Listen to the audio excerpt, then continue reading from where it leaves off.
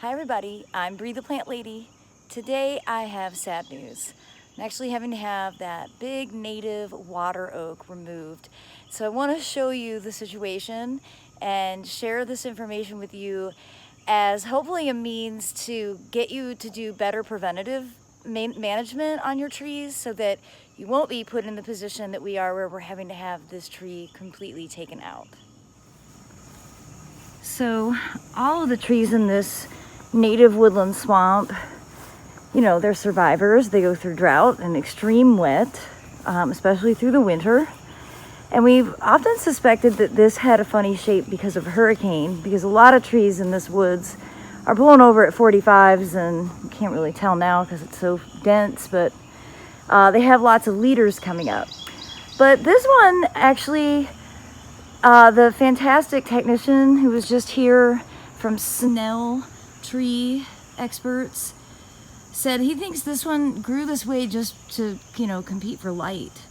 And, well, you can see the culprit for why we're having to take down the tree. It's this massive fissure that has formed over the last 2 weeks, and it's gotten significantly larger. This was like only a half an inch about 10 days ago. And so it's really just a matter of time before this splits on its own. When it does that, of course, it's going to cause some chaos for getting to the garage and boat shelter. And I'm really grateful that they took my concern seriously and came out and evaluated, and they're coming tomorrow to take this down.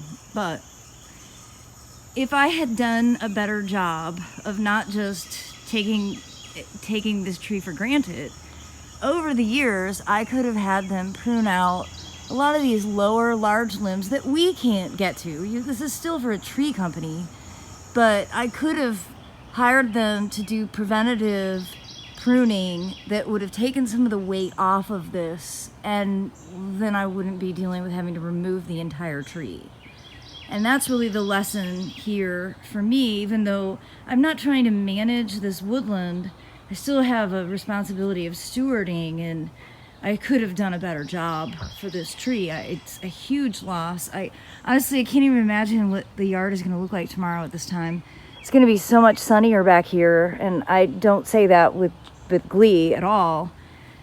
So I hope that this video will inspire you to look up, and if you have trees that are misshapen, really think about, what would be the best solution for long-term health, and maybe hire a professional to give you better advice on that, an arborist, because both of the technicians that visited said the same thing. Yeah, if you'd had us come 5 years ago, we could have limbed this up and maintained it, and you wouldn't be dealing with this now. So there's the lesson. It's a hard lesson to learn. This tree is almost like a family member as far as I'm concerned. We used to have a big swing on it, and I'm really going to mourn the loss of this. So I hope you'll take my words to heart and be a better steward than I've been to this fabulous tree that is a huge part of our backyard. And it's like I said, it's going to be a huge loss. I'm very disappointed in myself for not doing a better job. But if this video can help somebody do a better job, then at least it won't all be for nothing. Again, here's that split. The weight of this leader growing out in such a crazy way has just made it so that it's not sustainable. I know it could be screwed together. The bottom line is, this isn't the right choice for right on the edge of the woodland.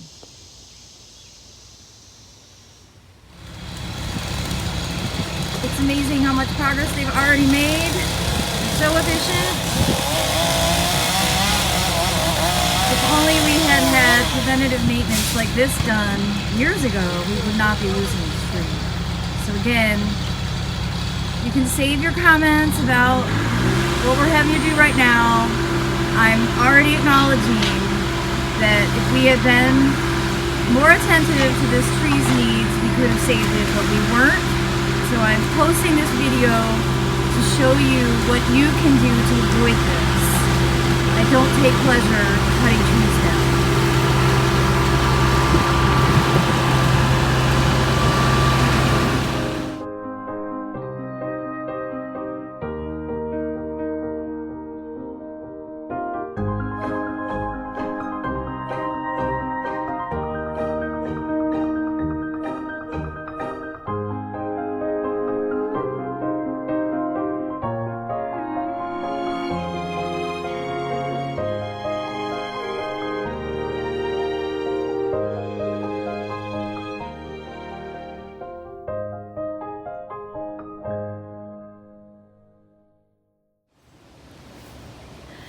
Well, I couldn't be more pleased with the experience that we had today.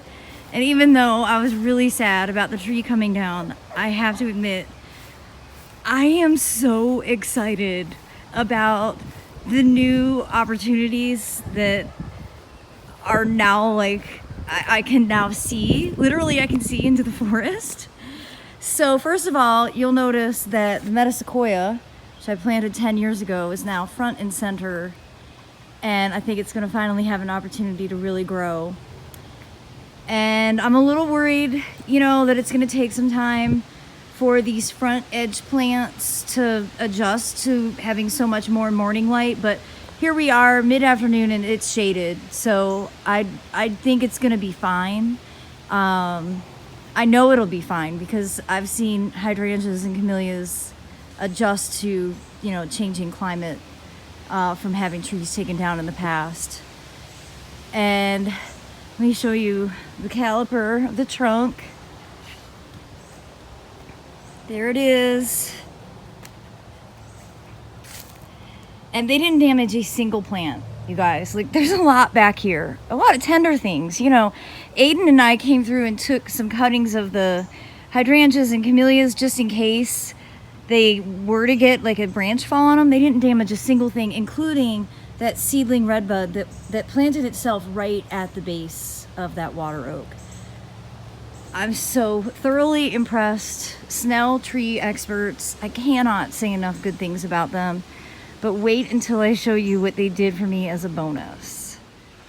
So I've probably never shown this area because it was just a wall of 10 years worth of garden debris. And they came in and they moved it around for me. And now we actually have so much entryway into this half-acre woodland swamp that we don't do anything with. Like, I really want this to be natural. But I'm so excited to have all of this new space, and look at how beautiful the soil is. That's 10 years of me dumping branches and, you know, random things. Before I started the mow and place method, all of my biomass came back here. So this is like a whole new realm of possibilities. Let me get down here and pan up. And you can see how much square footage is now available for us to, you know, do something with. David has been wanting to build a beer garden, and now this seems like the logical area to have some picnic tables, and maybe I'll get to rent a skid steer. And I'm actually a really good skid steer operator, and I could flatten out this ground and get some gravel and just make it more functional. So from loss comes great opportunity. More than anything, I do hope that this video will inspire you to just keep up with tree maintenance. I do regret not having done a better job. However, I'm so pleased that there was a company that listened to my concerns, took my concerns seriously, and was able to accommodate my need in a timely fashion. It's entirely possible that we have a night and a whole day tomorrow of crazy storms. With the weight of that giant tree, with rain and wind, it's entirely possible that it would have fallen overnight. And it would have been much more difficult to navigate once it was on the ground. So I'm really grateful to Snell Tree Experts for fielding my call and coming out and, you know, doing their due diligence to make sure that I wasn't wanting to unnecessarily remove a tree, because that's not what they want to do. They brought out a plant health expert to, you know, evaluate the situation, because they don't want to just cut down trees. That's not at all what good arborists want to do. They want to save trees. And I'm also really grateful that they gave me 2 big pieces, which I'm sitting on now, to be able to make something for the garden from the beautiful water oak that we had to take out this year. So thanks everybody for watching. And if you found this video to be helpful, please give me a thumbs up. And always remember, hire a certified arborist for your tree needs and keep up with your tree maintenance so that you won't have to have trees removed.